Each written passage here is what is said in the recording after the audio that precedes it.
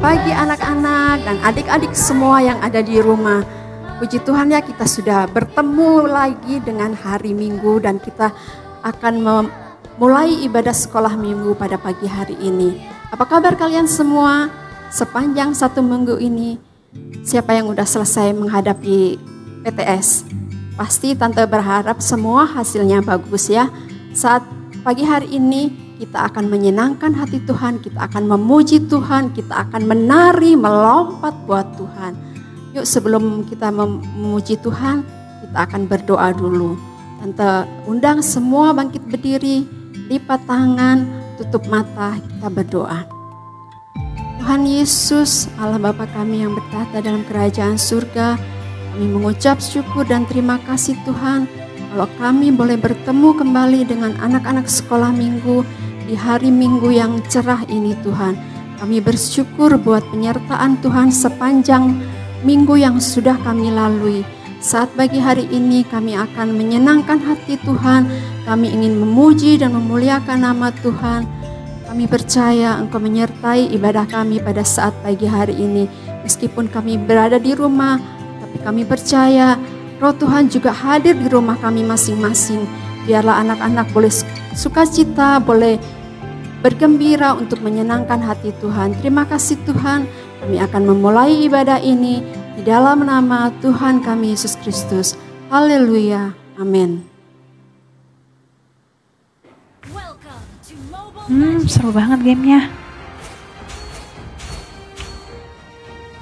Sekarang hari Minggu loh, waktunya ibadah sekolah Minggu. Iya betul. Tinggal Gio nih yang belum ada. Mana ya? Yuk itu tuh dia. Yuk kita jemput dia yuk. Gio. Gio. Aduh asik banget. Dia nggak denger tuh saking asiknya main. Ayo kita game tuh coba. Halo Gio sayang. Iya, Tante. Dipanggil, denger nggak tadi Tante panggil? Dengar sih Tan, tapi ini lagi seru. Harus nyaut dong kalau dipanggil. Lagi main apa sih? Ini Seru lagi banget. main Mobile Legends. Iya, tapi kalau ada yang panggil harus nyaut. Apalagi kalau Tuhan Yesus yang panggil. Hari ini jamnya kita ibadah. Oh, jamnya iya. kita kebaktian. Ayo Iya. kita mulaikan saja ibadahnya. Kita pergi ke gereja. Oke, Yuk. oke deh Tan. Yuk.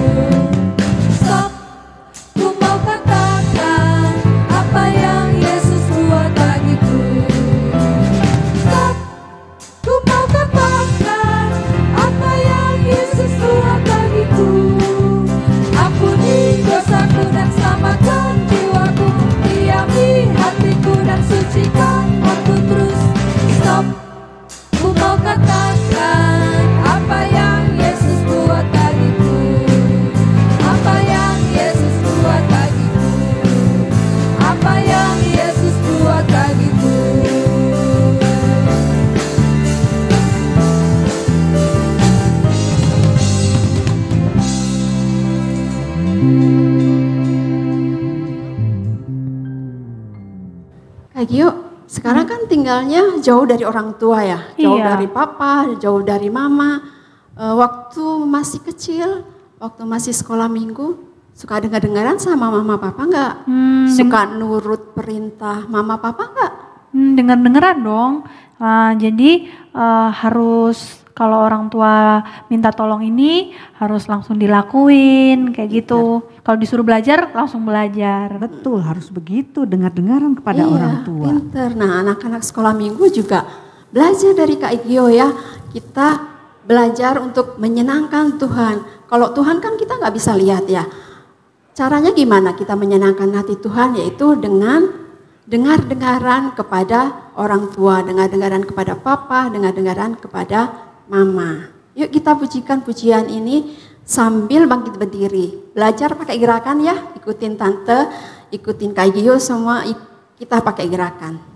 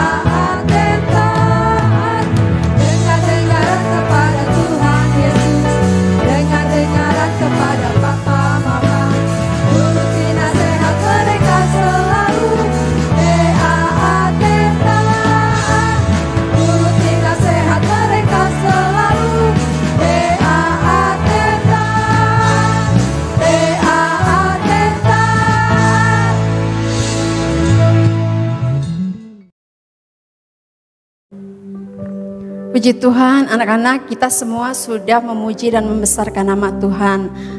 Tiba saatnya kita akan mendengarkan firman Tuhan. Tadi kita sudah menyenangkan Tuhan dengan pujian, dengan gerakan kita, dan saatnya kita juga menyenangkan hati Tuhan dengan kita mendengarkan firman Tuhan. Kita akan pujikan menyenangkanmu. Yuk tante undang semua bangkit berdiri. Kita akan pujikan pujian menyenangkanmu.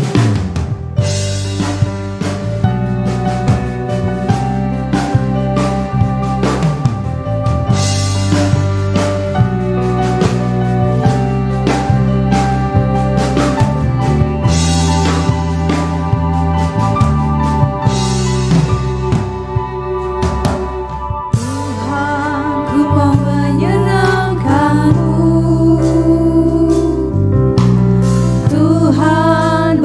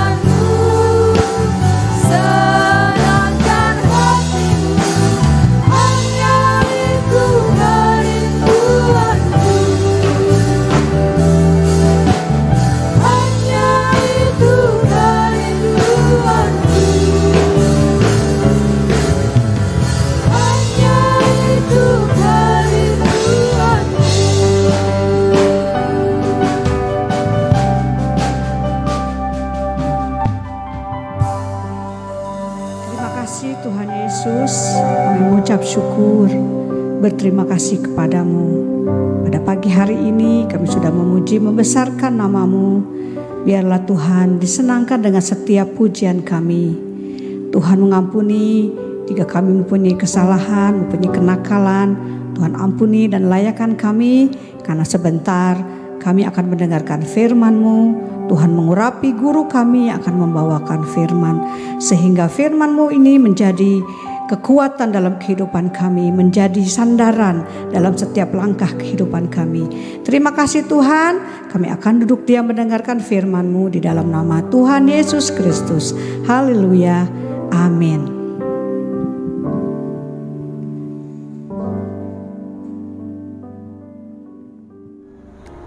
Aduh, kok temboknya tinggi sekali ya? Gimana caranya ya supaya bisa naik ke tembok itu? Wah, jadi ingat cerita beberapa waktu lalu tentang Musa mengutus 12 mata-mata atau pengintai ke tanah perjanjian. 10 orang menyampaikan yang tidak baik. Mereka bilang, pasti kita kalah dan kita tidak bisa masuk ke sana. Hanya 2 orang yang pasti bilang bisa, yaitu siapa ya? Ya, mereka adalah Yosua dan Kaleb.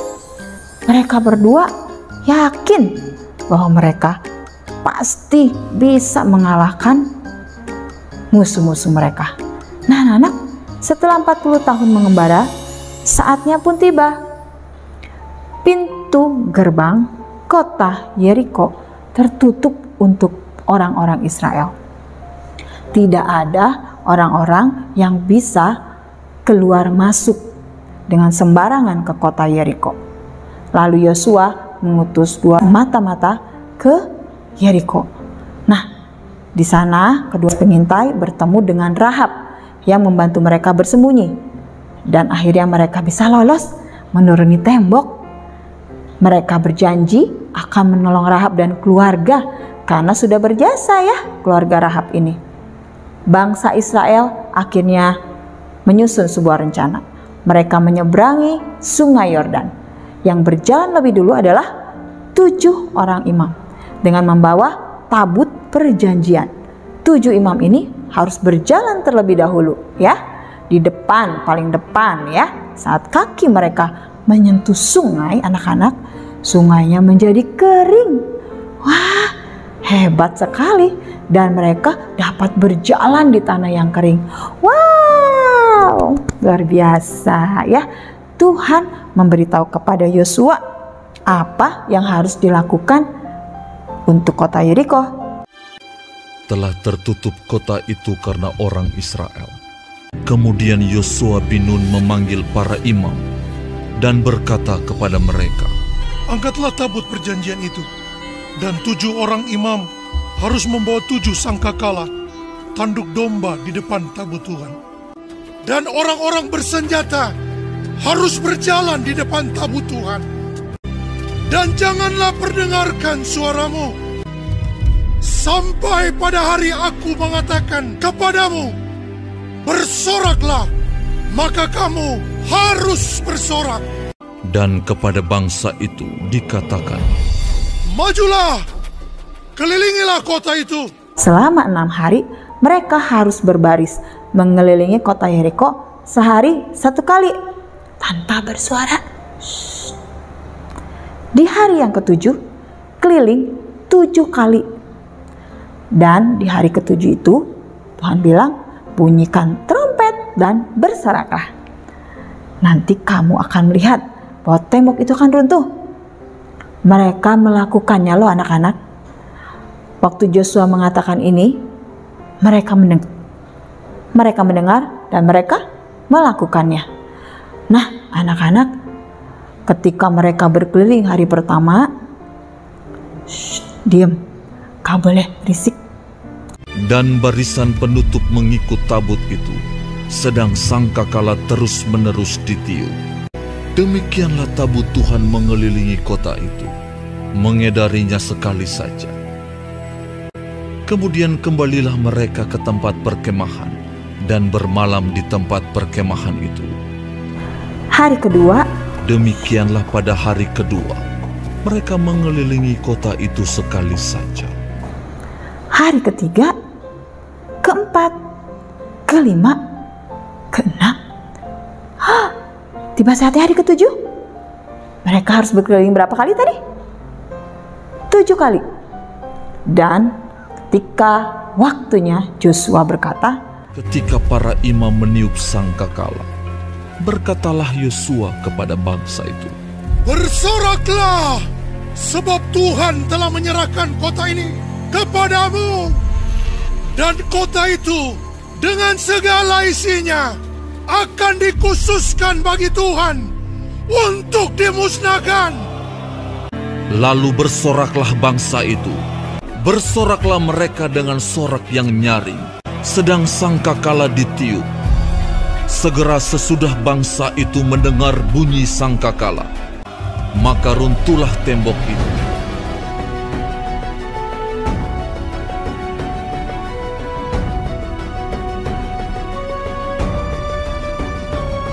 Lalu mereka memanjat masuk ke dalam kota, masing-masing langsung ke depan dan merebut kota itu. Mereka menumpas dengan mata pedang segala sesuatu yang di dalam kota itu. Tetapi kota itu dan segala sesuatu yang ada di dalamnya dibakar mereka dengan api. Hanya emas dan perak, barang-barang tembaga dan besi, ditaruh mereka di dalam perbendaharaan rumah Tuhan.